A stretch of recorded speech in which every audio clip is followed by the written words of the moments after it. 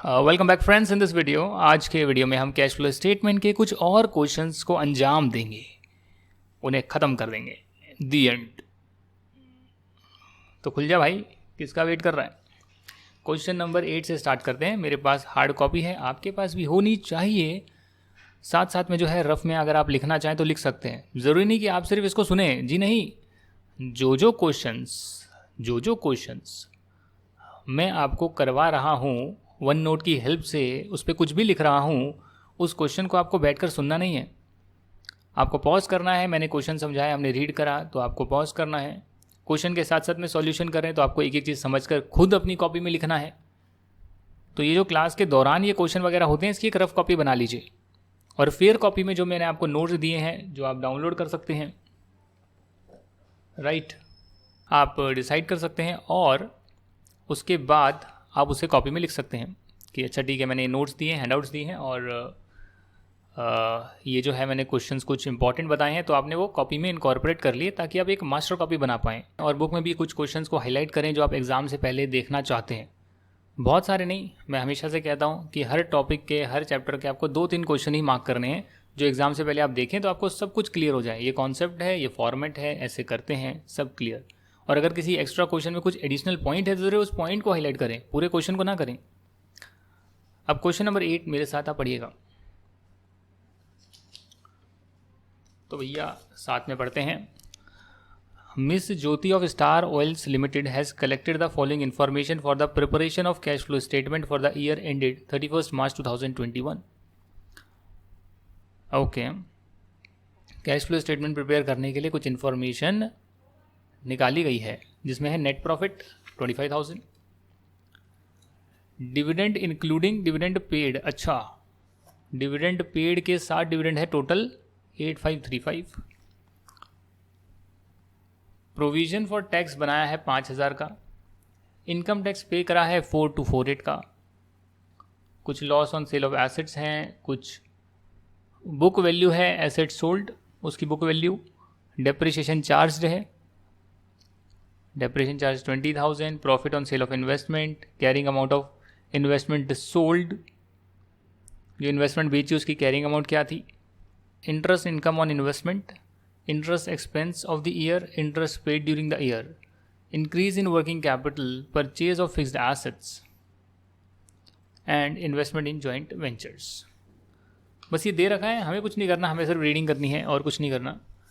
Expenditure on construction, that is work in progress, अभी है, पूरा नहीं बना है। कॉल्स इन अरियर्स कुछ रिसीव हो गई हैं, कुछ ग्रांट रिसीव हो गई है कैपिटल प्रोजेक्ट के लिए। प्रोसीड्स है लॉन्ग टर्म बोरोइंग, प्रोसीड्स है शॉर्ट टर्म बोरोइंग, कुछ ओपनिंग कैश बैलेंस है, क्लोजिंग कैश बैलेंस है। ओके, तो ये सारी इन्फॉर्मेशन आपको गिवन है और आपको बताना है, आपको जो है कैश फ्लो स्टेटमेंट बनानी है, करेक्ट। क्योंकि नेट प्रॉफिट गिवन है तो जाहिर सी बात है हम नेट प्रॉफिट से स्टार्ट कर सकते हैं कैश फ्लो स्टेटमेंट बनाना। तो मैं यहाँ लिख सकता हूँ कैश फ्लो स्टेटमेंट। अब आप देखिएगा, जब भी आप लिखें तो यहाँ लिख सकते हैं आप स्टार ऑयल्स लिमिटेड, ठीक है। तो आप नाम डाल सकते हैं star oils limited cash flow statement, और उसके नीचे आप लिख सकते हैं फॉर द ईयर एंडेड, या फॉर द ईयर 2021 कर सकते हैं,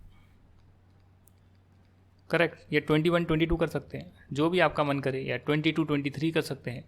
तो जब भी देख रहे हैं अपने ईयर को लिख लीजिए। मैंने तो एक सैम्पल पे लिखा है, बुक में पुरानी डेट्स गिवन होती है तो उसके हिसाब से मैंने यहाँ नोट डाउन कर लिया है। पर्टिकुलर्स आप यहाँ लिखेंगे, अमाउंट यहाँ लिखेंगे, और ऐसे आप लाइन डाल सकते हैं।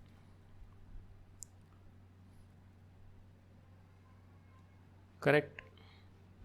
फिर यहाँ पर आपका आता है ऑपरेटिंग एक्टिविटीज़, कुछ दूरी पर आएगा, यहाँ कर देते हैं इन्वेस्टिंग एक्टिविटीज़, और नीचे कर देते हैं फाइनेंसिंग एक्टिविटीज़, ठीक है ना। तो ऐसे ही मैंने रफली बना दिया। ऑपरेटिंग में थोड़ी सी जगह ज़्यादा छोड़ दी है, कुछ नुकसान नहीं होएगा, इससे मुझे आसानी रहती है। वरना क्या होगा, वरना ये होगा मैं एक एक आइटम देख रहा हूँ, अच्छा ऑपरेटिंग वाला कौन सा पहले आइडेंटिफाई कर लेता हूँ, ऑपरेटिंग का हो गया, फिर इन्वेस्टिंग का देख लेता हूँ, फिर फाइनेंसिंग का। अब मैं क्या करूँगा, जो है आइटम उसको जहाँ जहाँ डलना चाहिए वहाँ पर डायरेक्टली डाल दूंगा। जैसे कि नेट प्रॉफिट से मैंने स्टार्ट करा, तो मैंने नेट प्रॉफिट यहाँ लिख लिया, और नेट प्रॉफिट है 25,000 रुपये, करेक्ट। इसमें नॉन कैश और नॉन ऑपरेटिंग आइटम ऐड होंगे। तो अगर आप मुझे बात बताइए, जो डिविडेंड पेड है, अच्छा इंक्लूडिंग डिविडेंड टैक्स है, ओके ओके ओके, तो डिविडेंड पे इतना करा है, तो मैं इसका क्या करूं?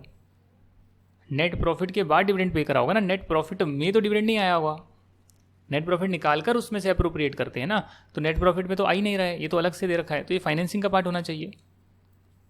हो सकता है मैं गलत हूँ भैया, बिना देखे करा रहा हूँ आपको, गलतियाँ करेंगे हम, जो एक स्टूडेंट सोचता है उसी माइंडसेट से करा रहा हूँ मैं, कॉमन सेंस वाले से। मैं टीचर वाले से अगर बताऊँगा तो फिर तो मैं आपको सीधा सही बता दूंगा, तो गलतियाँ आएगी नहीं। तो मैं तो कॉमन सेंस लगा कर देख रहा हूँ, अच्छा यार ये तो डिविडेंड पेड है, फाइनेंसिंग होना चाहिए, तो 8535 में यहाँ डाल देता हूँ, क्योंकि पेड है इसलिए नेगेटिव आएगा, ब्रैकेट डाल दिए, नेगेटिव को ब्रैकेट में लिख सकते हैं, पे करा है, आउटफ्लो हुआ है। प्रोविजन फॉर इनकम टैक्स जो है ये हो सकता है कि नेट प्रॉफिट लाने के लिए प्रोविजन फॉर टैक्स माइनस कर कर लाया हो, तो आप प्रोविजन फॉर टैक्स ऐड करके दिखा सकते हैं, प्रोविजन फॉर टैक्स ऐड करके आप दिखा सकते हैं नेट प्रॉफिट। हो सकता है ये प्रॉफिट बिफोर टैक्स है या प्रॉफिट आफ्टर टैक्स है ये,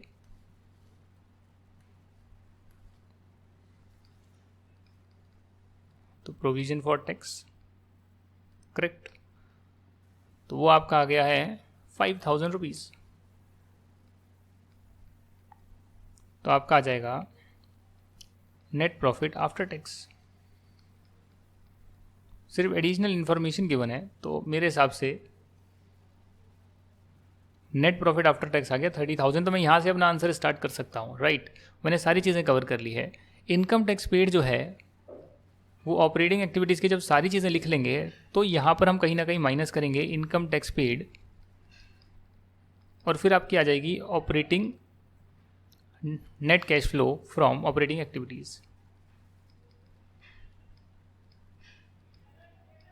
पूरा लिखना पेपर में, operating activities income tax paid कितना है 4248, तो मैं यहाँ लिख लूँगा 4248,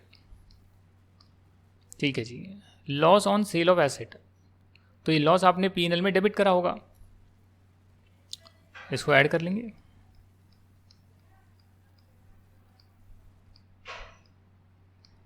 loss on sale of asset को ऐड कर लेंगे 40 lakh. Book value of asset sold, तो अगर एसेट 185 का है दोस्तों और उसमें 40 रुपये की लॉस पर बेचा है, तो इसका मतलब कहीं ना कहीं हमने 145 रुपीज़ में बेचा होगा, तो हमने जो बेचा है उसे आप इन्वेस्टिंग में डालेंगे, sale of asset positive, correct. Depreciation charge करा गया है 20,000, डेप्रिसिएशन एक नॉन कैश आइटम होता है, तो नॉन कैश आइटम जो है उसे हम ऐड करते हैं, नॉन ऑपरेटिंग आइटम्स को भी ऐड करते हैं। ज़्यादा नहीं हो गया, 20,000 lakhs. Profit on sale of investment, तो प्रॉफिट जो है उससे आपने प्रॉफिट को बढ़ाया होगा, अपने नेट प्रॉफिट को इंक्रीज करा होगा, तो उसे माइनस करें, क्यों? क्योंकि आपका ऑपरेटिंग नेचर का नहीं है। Profit on sale of investment minus करें, कितना है 100। उसके बाद है कैरिंग अमाउंट जो है इन्वेस्टमेंट की, वो है 27,765, तो अगर इसमें मैं 100 जोड़ दूं तो मुझे पता लग जाएगा मैंने कितने में बेचा होगा, तभी तो मुझे 100 का प्रॉफिट आया होगा। तो 27,865 जो है वो मेरी सेल अमाउंट आ गई, 27,865 सेल ऑफ इन्वेस्टमेंट, करेक्ट। 27,865 आ गया सेल ऑफ इन्वेस्टमेंट। कुछ इंटरेस्ट इनकम आ रही है इन्वेस्टमेंट से, तो जो इंटरेस्ट इनकम है वो भी यहाँ आएगी, कितना है 2506।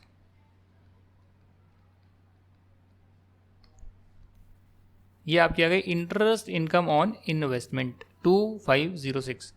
अब अगर ये मैं मान लूँ कि ये जो इंटरेस्ट इनकम है ये P&L में डली हुई थी, तो कहीं ना कहीं मुझे ये माइनस करना पड़ेगा यहाँ पे 2506, तो मैंने माइनस कर दिया। इंटरेस्ट एक्सपेंस भी है 10,000 का, बट आपने जो पे करा है वो है 10,520, तो इसका मतलब ये हो गया कि जो 10,000 का एक्सपेंस है ये तो आपने कहीं ना कहीं P&L में डाला होगा, इंटरेस्ट एक्सपेंस 10,000 P&L में डेबिट करा होगा, और ये ऑपरेटिंग नेचर का नहीं है, पर जो पे करा है इंटरेस्ट वो है 10,520। तो जब मैं फाइनेंसिंग एक्टिविटी में लिखूंगा इंटरेस्ट पेड तो वो कितना आएगा 10,520। तो यहाँ आप अगर देखेंगे चेंज इन वर्किंग कैपिटल जो है वो पॉजिटिव चेंज है, तो ब्लॉकेज बढ़ी है, यानी डेटर्स इन्वेंट्रीज अल्टीमेटली बढ़े हैं। बढ़ने का मतलब कैश रुका है, कैश रुका है तो इसको माइनस करेंगे जी।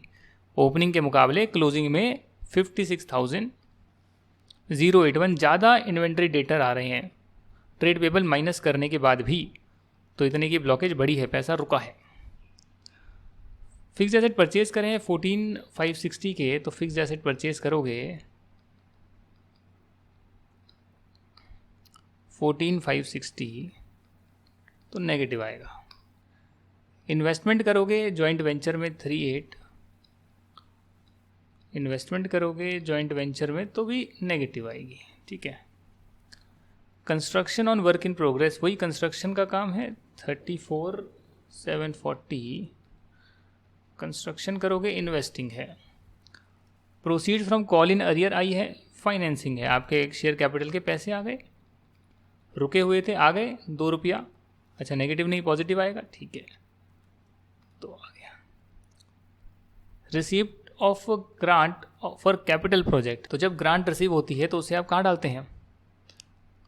आपको पैसा मिला, ग्रांट मिला, तो क्या होता है? रिजर्व में आ जाता है, कैपिटल रिजर्व है, राइट। फाइनेंसिंग में आएगा शेयर कैपिटल रिजर्व और लॉन्ग टर्म बोरोइंग, तो ये तो 2 था ना, 2, ठीक है, 12 लाख। लॉन्ग टर्म बोरिंग से प्रोसीड आइए 25,980, लॉन्ग टर्म बोरोइंग पूरा लिख कर आना जी। शॉर्ट टर्म बोरिंग से आइए 25,750, शॉर्ट टर्म बोरोइंग। यार देख कर ही तो उतारना है, मैं बोर हो जाता हूँ फिर। ओपनिंग क्लोजिंग, यहाँ लिख देना net change in cash flow during the year, फिर आएगा opening cash and cash balance, cash and bank balance, या जो भी है कैश एंड कैश इक्विवेलेंट लिख दीजिए, यहाँ जो दे रखा है वही लिख दीजिए। तो अगर आप ओपनिंग ऐड करेंगे तो क्लोजिंग के बराबर आ जाएगा, ठीक है जी। ओपनिंग कितना है 5,003, क्लोजिंग कितना है 6,998,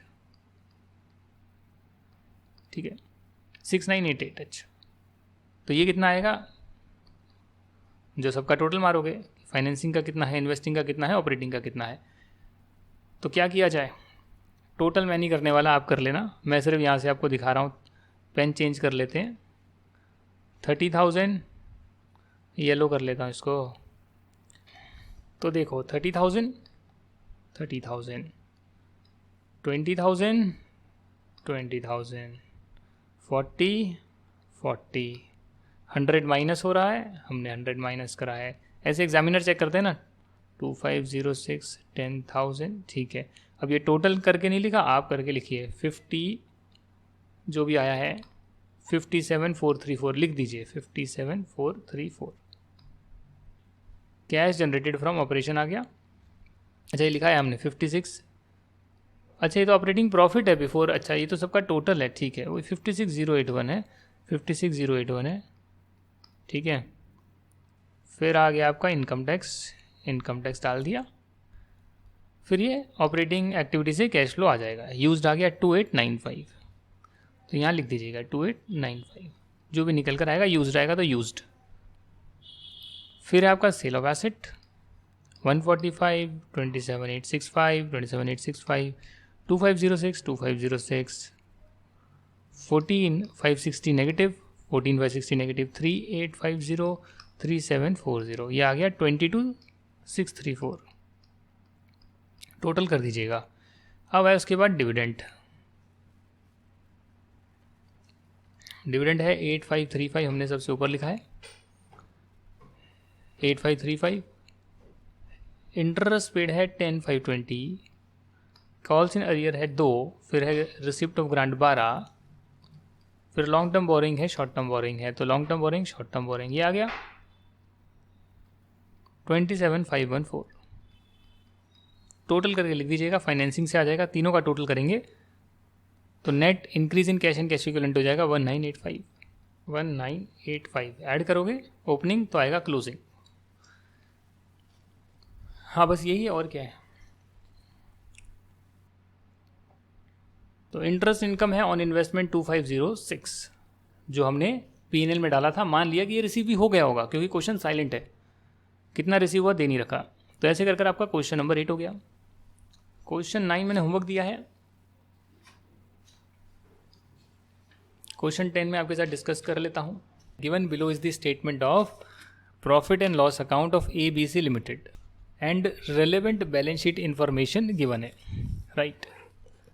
तो P&L की स्टेटमेंट क्या है ज़रा यहाँ पर देखिएगा। फॉर द ईयर एंडेड 31 मार्च 21 क्या है ज़रा देखिएगा। रेवेन्यू गिवन है, ठीक है सर। उसमें सेल्स, इंटरेस्ट एंड डिविडेंड की इनकम, चेंज इन स्टॉक, ठीक है सर। कुछ एक्सपेंडिचर गिवन है, purchase, wages and salaries, other expense, interest, depreciation, ठीक है सर। टोटल आ गया। प्रॉफिट बिफोर टैक्स आ गया, टैक्स का प्रोविज़न आ गया, प्रॉफिट आफ्टर टैक्स आ गया, P&L अकाउंट का बैलेंस आ गया जो पुराना था, और फिर प्रॉफिट अवेलेबल फॉर डिस्ट्रीब्यूशन आ गया। उसमें से आपने कुछ अच्छा मैंने ज़्यादा पढ़ दिया, क्वेश्चन ही पढ़ रहा हूँ पहले। उसमें से आपने कुछ डिस्ट्रीब्यूट कर दिया, ट्रांसफ़र कर दिया जनरल रिजर्व में, और डिक्लेयर कर दिया डिविडेंड टैक्स के साथ, और आपका बैलेंस बच गया 30 लाख रुपए। कुछ बैलेंस शीट का एक्सट्रैक्ट गिवन है, सारा नहीं गिवन, थोड़ा सा इन्फॉर्मेशन गिवन है। ये करेंट ईयर है और ये पिछला साल है। तो trade receivable, inventories, trade payables, outstanding wages, outstanding expenses, advance tax, tax provision, balances given है। आपको बताना है cash flow from operating activities using both direct and indirect method. उत्तरी ये क्या कर दिया, दोनों से करके दिखाना है। हद हो गई यार ये तो पहले क्या करें, पहले डायरेक्ट से करके दिखा देते हैं। क्यों नहीं, डायरेक्ट में तो ज़्यादा दिमाग नहीं लगाना होता ना, उसमें तो सीधा सीधा लिखना होता है। जैसे कि फॉर एग्ज़ाम्पल उसमें क्या करना होगा आपको, चल जा रे भैया, एक तो मुझे आज तक ये चलाना नहीं आया। ये क्या वन नोट माइक्रोसॉफ्ट ने बनाया है, CFS। अच्छा अभी वाइट लेना पड़ेगा। Cash flow statement, right. यहाँ पर आप ऐसे बनाएंगे, डायरेक्ट मेथड से बना रहे हैं, पर्टिकुलर्स लिखेंगे और यहाँ लिखेंगे डायरेक्ट मेथड। क्वेश्चन साइलेंट है तो सर कौन सा मेथड लगाएंगे? अगर इनडायरेक्ट मेथड लग सकता है तो वो लगाएंगे। क्यों? क्योंकि उसमें काम ज़्यादा करना पड़ता है। अच्छी राइटिंग में लिख रहा हूँ बस, खुश। मेरी कमज़ोरी का फ़ायदा मत उठाओ, मेरी राइटिंग ख़राब है तो उसका फ़ायदा मत उठाओ। अगला बैच बनाऊँगा ना, उसमें कुछ लिखूँगा ही नहीं, ससुरा कुछ लिखेंगे ही नहीं। हाँ, ऐसी PPT बनाएंगे, ऐसा PDF फाइल बनाएंगे, कहेंगे भैया कॉपी में खुद लिखें हैं, मैं करूँगा सिर्फ बोलने का काम, जिससे मेरा बचेगा समय। चलेगा आपको? वो तो बाद वाले बैच वाले स्टूडेंट देखेंगे ना, ये तो चलो ठीक है। सेल्स देखते हैं 4150, लिख दूँ भैया, डायरेक्ट मेथड है। सेल से जो है आपका कैश आएगा, राइट। तो अगर आप कह रहे हैं सेल से तो एक्रूअल बेसिस पर है ना, तो यहाँ पर आपको ट्रेड रिसीवेबल अकाउंट बनाना पड़ेगा। कैसे बनाओगे आप ट्रेड रिसीवेबल अकाउंट? कैसे बनाओगे? ब्रॉट डाउन, देख कर उतारो। मतलब आता है तो फिर देख कर उतारना है, और आता नहीं है क्या करें? Carry down to 50। सेल्स करोगे तो बढ़ेगा।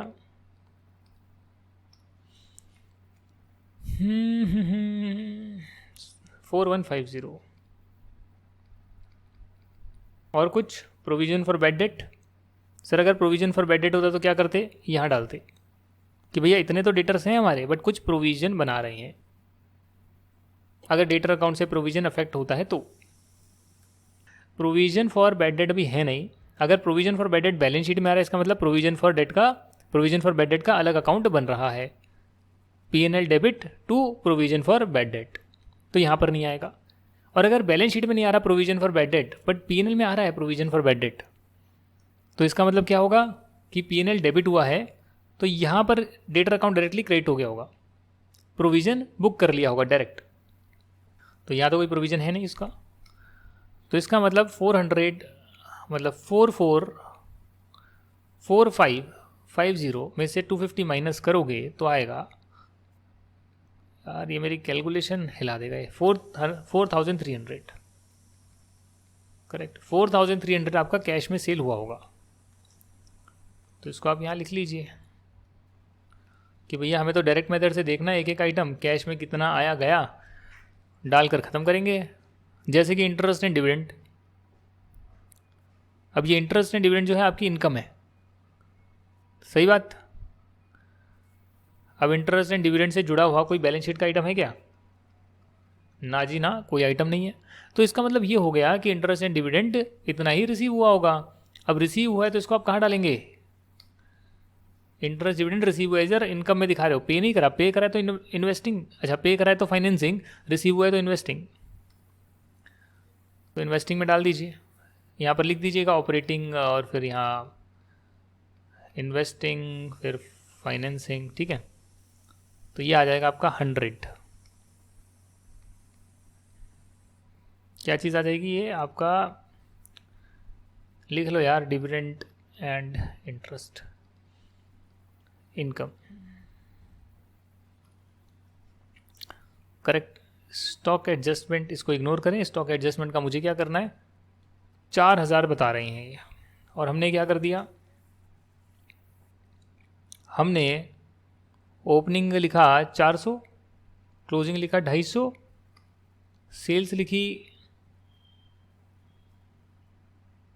4150, सेल्स लिख तो दी मैंने 4150, हाँ तो ठीक है। अच्छा ओपनिंग 250 है, ओके ओके, यही तो गलती हो जाती है, देखा आपने, ओपनिंग 250 है, क्लोजिंग 400 है। तो अब क्या होगा सर, अब ये 4300 नहीं आएगा, ये भी नहीं आएगा, ये भी नहीं आएगा। ट्रेड रिसीवेबल अकाउंट दोबारा बनाइए, ट्रेड पेबल भी दोबारा बनाइए। गलती कहाँ हो जाती है कि हमने ओपनिंग क्लोजिंग में लिख दिया, क्लोजिंग ओपनिंग में लिख दिया, डेट से देखी ही नहीं। वाह, एक गलती और हमें समझ में आई। तो ब्रॉड डाउन कितना है, ये वाला नहीं, 2020 वाला 250। कैरेट डाउन कितना है, 400। सेल्स कितनी करी है, 4150। तो बैलेंस कितना आएगा, 43 या 4400, है ना। तो 4000 रुपये यहाँ पर आ जाएगा कि ठीक है बैंक से रिसीव हुए होंगे। तो ये आ गया आपका कैश कितना आया सेल से। तो इसीलिए यहाँ पर अब आप करेक्ट करेंगे और वर्किंग नोट बनाकर आएंगे। सिमिलरली ट्रेड पेबल आपका नया अकाउंट दोबारा बनेगा। यहाँ पर ब्रॉड डाउन कितना आएगा, अब ब्रॉड डाउन आएगा ट्रेड पेबल का 230। कैरेट डाउन कितना आएगा, 250, राइट। 230 आपका ब्रॉड डाउन है, 250 आपका कैरेट डाउन है। ये आपका आ गया ट्रेड पेबल। जो आपने परचेज करी है वो एक्रूअल पर है, हमें तो पता नहीं कैश में कितनी करी है, 2400। ऐड करेंगे कितना आएगा, 03622630। तो 2630 में से 250 माइनस करो तो आएगा 82380। तो एक गलती हमें पता लग गई। उसके बाद है वेजेस एंड सैलरीज 800 रुपये, ये भी एक्रूअल पर है वेजेस एंड सैलरीज। अगर बैलेंस शीट में कुछ आइटम नहीं आ रहा तो मान लेंगे भैया यही होता होगा, बट वेजेस एंड सैलरीज का ओपनिंग क्लोजिंग गिवन है आउटस्टैंडिंग। तो आप क्या कर सकते हैं, आप फिर अकाउंट बना सकते हैं वेजेस का एंड सैलरीज आउटस्टैंडिंग कितनी है। तो आप कह रहे हैं ओपनिंग में है 40, क्लोजिंग में है 50, 800 जो है इस बार की हुई, यानी पीएनएल अकाउंट डेबिट। तो ये आपका आ गया 840, 50 माइनस करोगे तो आएगा 790। तो ये कहीं ना कहीं आपने बैंक से पे कर दिया होगा, ये डेबिट हो गया और बैंक अकाउंट क्रेडिट हो गया 790 रुपीज़ से। तो यानी कि अगर आप ऑपरेटिंग में देखें वेजेस वगैरह आपने कितनी पे करी, वेजेस एंड सैलरीज कितनी पे करी, तो आएगा 790, करेक्ट। फिर अदर एक्सपेंसेस भी सिमिलरली करने हैं। सबके अकाउंट बना लीजिए, इन्होंने प्लस माइनस करके दिखाया, आप सबके अकाउंट बना लीजिए, मैं आपको करके दिखा रहा हूँ। 10 और 20, 10 है ओपनिंग, 20 है क्लोजिंग। 10 20 और 200 रुपये है जो और खर्चा लगा है, तो 210 में से 20 माइनस करोगे तो 190 आएगा यहाँ पर, जो बैंक से पेमेंट हुई होगी एक्सपेंस की, तो यहाँ आप 190 और डाल दीजिए। राइट, फिर आपका है इंटरेस्ट डेप्रिसिएशन नॉन कैश होता है। इंटरेस्ट को देख लेते हैं। इंटरेस्ट का यहाँ पर कुछ गिवन नहीं है, ठीक है। क्या मानोगे, 60 रुपये इंटरेस्ट पे करा होगा तो फाइनेंसिंग। अगर आपके पास एडिशनल इन्फॉर्मेशन है तो आप कैश का पोर्शन फाइंड करेंगे, और अगर एडिशनल इन्फॉर्मेशन नहीं है तो उस केस में आपको टेंशन नहीं लेना। आप मान लीजिए कि ये पूरा कैश में ही होगा, ये तो नहीं मान सकते ना पूरा क्रेडिट में होगा, क्योंकि एडिशनल इन्फॉर्मेशन है, इसके लिए मैंने इसको माना, इन चीज़ों को माना कि ये पूरा कैश में नहीं है। मैंने फाइंड आउट करा कैश में कितना हो सकता है, बट जहाँ एडिशनल इन्फॉर्मेशन कुछ गिवन नहीं है, बैलेंस शीट आइटम गिवन नहीं है, तो मानूंगा ये कैश में ही हुआ होगा, कैश की पेमेंट कर दी होगी इंटरेस्ट की मैंने। अब जो है टैक्स का देख लेते हैं। टैक्स का प्रोविजन तो कितना है, 200 रुपये है, और यहाँ पर टैक्स के लिए क्या दे रखा है, एडवांस टैक्स दे रखा है और टैक्स प्रोविजन गिवन है। इसके अब दोनों अकाउंट बनाए जाएंगे। पहला बनाया जाएगा प्रोविजन फॉर टैक्स, जो कि एक लाइबिलिटी अकाउंट होता है, जिसका कुछ ब्रॉड डाउन बैलेंस आ रहा होगा, जो कि यहाँ गिवन है 180 रुपीज़। तो 180 रुपीज़ का आपका ब्रॉड डाउन आ रहा है। इसका कुछ कैरी डाउन बैलेंस आ रहा होगा, वो है 200 रुपीज़, तो 200 रुपीज़ यहाँ आ रहा है। आपने कुछ प्रोविजन फॉर टैक्स क्रिएट करा है, तो वो प्रोविजन फॉर टैक्स कितना है, 200 रुपये। तो यानी P&L से आपने 200 रुपये का प्रोविजन फॉर टैक्स बनाया है। ये तो हो गया आपका provision for tax. Similarly advance tax जो है वो आप एडवांस में टैक्स पे कर देते हैं, उसका आपका अकाउंट है एडवांस टैक्स, जिसका ओपनिंग बैलेंस है 180। राइट, और एडवांस टैक्स आपका एसेट अकाउंट है जी, आप एडवांस में पेमेंट कर रहे हैं। क्या ये आपको पता है, आप एडवांस में पेमेंट कर रहे हैं, तो है 180 रुपीज़ आपका ब्रॉड डाउन आएगा, और 195 जो है आपका कैरी डाउन आएगा। इतना ही गिवन है और कुछ गिवन नहीं है। इससे आप कैसे पता लगाएं कि भैया यहाँ पर क्या हुआ है। तो यार मैं ये कह सकता हूँ, एक तो मैं ये कह सकता हूँ कि चलो 15 रुपये जो है एडवांस टैक्स मैंने और पे कर दिया होगा नट शेल में। तो आप यहाँ पर कह सकते हैं कि देखिए बैंक अकाउंट से जो है आपने 180 रुपीज़ पे कर दिए होंगे करेंट टैक्स के, मतलब जो भी आपका बना होगा पिछली बार का टैक्स वो आपने इस बार पे कर दिया होगा, साथ में इस बार की जो इनकम है उस पर भी कहीं ना कहीं 15 रुपये का और आपने पेमेंट करा होगा।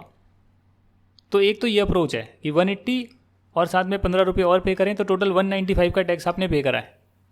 दूसरा आप क्या कर सकते हैं, तो ये जो है आपका जो है 195 रुपीज़ आ जाएगा टैक्स। और दूसरा तरीका ये है, आप ऐसे कर सकते हैं, जो राइट मेथड भी होगा, कि भाई पिछली बार आपने जो टैक्स दिया, पिछली बार जो आपने पिछली बार की ही इनकम पर टैक्स दे दिया, वो तो आपका था पिछली बार का एडवांस टैक्स जो कि ब्रॉड डाउन आ रहा था।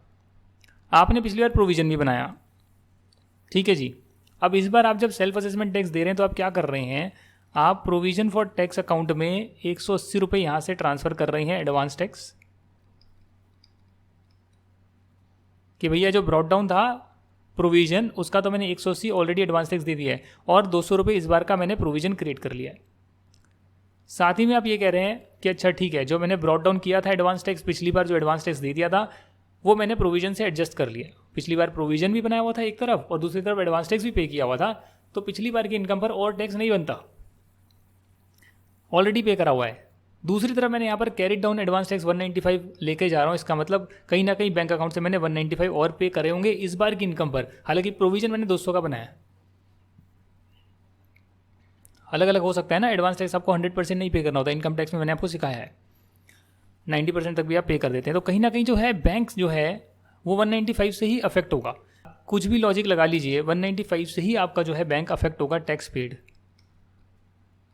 तो ऐसे आपका ये हो गया है। साथ ही में आपने कुछ डिविडेंड डिक्लेयर करा है, आपने पे करा है, तो ठीक है, आपने पे करा है तो पे कर दिया है भैया, डाल दीजिए, और क्या, 330 रुपये पे कर दिए होंगे।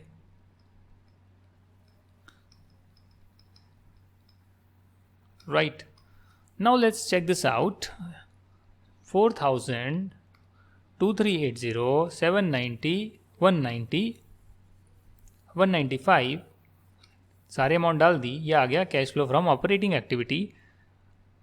अच्छा, इनडायरेक्ट मेथड से भी करना है और सिर्फ ऑपरेटिंग एक्टिविटी का ही निकालना था। ओ, मैंने खामा जो इन्वेस्टिंग फाइनेंसिंग के भी बना दिए कॉलम, ये चाहिए ही नहीं थे, सिर्फ ऑपरेटिंग का ही चाहिए था। उसके बाद आप इनडायरेक्ट मेथड से करते हैं, तो इनडायरेक्ट मेथड से जब आप करेंगे तो आप प्रॉफिट बिफोर टैक्स से स्टार्ट करेंगे, जैसे इन्होंने करा है। चलो यहीं से कर लेते हैं, प्रॉफिट बिफोर टैक्स से आप स्टार्ट करेंगे, जो कि आपके क्वेश्चन में गिवन है। प्रॉफिट बिफोर टैक्स, इसमें नॉन कैश आइटम है डेप्रिसिएशन, नॉन कैश के साथ नॉन ऑपरेटिंग आइटम है इंटरेस्ट, ऐड कर दीजिए, इंटरेस्ट एंड डिविडेंड भी एडजस्ट कर दीजिए, जो इनकम है ये भी एडजस्ट कर दीजिए। तो ये आपने एडजस्ट कर दिया। Non cash item, interest, interest and dividend, यही 3 चीज़ मैंने आपको बताई थी। और डेप्रिसिएशन भी होगा, डेप्रिसिएशन नहीं डाला हुआ क्या यहाँ पे? डेप्रिसिएशन भी तो है 100 रुपीज़, हाँ तो डाल दिया ना। तो सारी चीज़ें आपने डाल दी है। उसके बाद आप क्या कर रहे हैं, उसके बाद आप वर्किंग कैपिटल एडजस्टमेंट कर रहे हैं पहले, और बाद में टैक्स पेड को नीचे डालेंगे, ठीक है ना। जो अपना फॉर्मेट है उसी को फॉलो करेंगे, इन्होंने नहीं करा है। मुझे सिर्फ ये देखना है कि भैया देखिए, इन्वेंट्री जो है 180 से बढ़ी है, तो कहीं ना कहीं 20 रुपये की ब्लॉकेज बढ़ी है। यहाँ पर आप कहीं ना कहीं देख रहे हैं कि ट्रेड रिसीवेबल जो हैं या इन्वेंट्रीज जो है वो 20 रुपये से ब्लॉकेज बढ़ी है, तो 20 रुपये क्या करोगे, माइनस करोगे, ब्लॉकेज बढ़ गई ना सर। आप कह रहे हैं ओपनिंग में इन्वेंट्री मेरी थी 180, अब 200 हो गई, तो कहीं ना कहीं 20 रुपये मैंने ज़्यादा कैश यहाँ पे डाल दिए, फंसा दिए। सिमिलरली ट्रेड पेबल जो है 230 से 250 हो गए, 230 से 250 हो गए, यानी कि 20 रुपीज़ आपने बचा लिए। ट्रेड पेबल यानी कि जिनको पैसा देना है उन्हें पहले 230 देना था, अब 250 देना है, तो 20 ज़्यादा देना है, राइट। और सिमिलरली ट्रेड रिसीवेबल जो है वो करीब करीब आप कह सकते हैं 150 से बढ़े हैं, बढ़े यानी ब्लॉकेज बढ़ी है। तो आप पहले तो ये मानते हैं कि जो सेल्स हुई है, जो परचेज हुई है, सब कैश में हुई होगी, बट एक्चुअली में वो एक्रूवल पर हुई है। तो देयरफॉर आपको यहाँ पर ओपनिंग क्लोजिंग का एडजस्टमेंट करना पड़ता है कि अच्छा, कि जितना भी है वो अगर मान लेते हैं कैश में था, तो फिर ये कैसे हो गया कि 250 से 400 हो गए, 250 से 400 हो गए, तो कहीं ना कहीं जो है 150 मेरे को रिसीव नहीं हुए होंगे, कहीं ना कहीं 150 मुझे रिसीव नहीं होंगे, तो मैं 150 को यहाँ पर माइनस कर रहा हूँ। सेल्स का अमाउंट तो ऑलरेडी ऊपर आ रहा है, प्रॉफिट बिफोर टैक्स में इंक्लूडेड है, सेल्स भी, परचेज भी, सब कुछ इंक्लूडेड है, राइट। सिमिलरली जो है आउटस्टैंडिंग वेजेस और एक्सपेंसेस जो होते हैं, जो आपने शायद पहले किसी क्वेश्चन में एडजस्ट नहीं करे होंगे, यहाँ पर करेंगे आप आउटस्टैंडिंग वेजेस एक्सपेंसेस। क्यों? क्योंकि जो वेजेस हैं, एक्सपेंसेस है, वो पूरा पीएनएल में डाला है, बट वो एक्रूवल बेसिस पर है। आप कह रहे हैं पूरा एक्सपेंस होगा, बट फिर आप देखते हैं यार पहले 40 था, अब 50 हो गया है, यानी वेजेस कहीं ना कहीं पहले 40 मुझे देना बाकी था। इस बार का खर्चा हुआ जो मैंने मान लिया कि ठीक है कैश पर हुआ होगा, बट कहीं ना कहीं मैंने 10 रुपये कम पे करे, तभी जो है मेरा 50 आउटस्टैंडिंग खड़ा है। तो वो 10 रुपये की जो ब्लॉकेज है वो आप एडजस्ट करेंगे, आपने नहीं दिया तो ऐड कर देंगे, राइट, क्योंकि ऊपर आपने माइनस करा है, पीएनएल में आपने पूरा एक्सपेंस माइनस करा है, बट यहाँ आप देखते नहीं, कहीं ना कहीं 10 रुपये मैंने अभी दिए नहीं है, बाकी हैं, तो कैश बच गया है, तो उसे आप ऐड कर देंगे। सिमिलरली आउटस्टैंडिंग एक्सपेंसेस, ये 12th में भी आपने करा होगा, और ऐसे कर जो है आपका cash flow from operating activities आएगा। अब बात समझ में आ गई आपको।